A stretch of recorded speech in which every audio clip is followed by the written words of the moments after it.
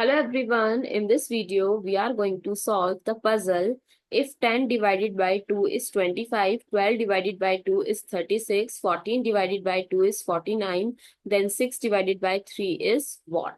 If you are new to my channel, please subscribe it and we are going to check the logic, and if you have different logic, please comment down below. So we know that 10 divided by 2 is 5 and square of 5 is 25. Now 12 divided by 2 is 6 and 6 square is 36. Now 14 divided by 2 is 7 and 7 square is 49.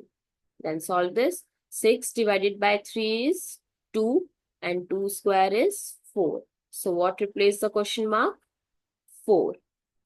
I hope it's clear, and if you have different logic, please comment down below. Please like, share, comment and subscribe to my channel. Thank you so much for watching this video.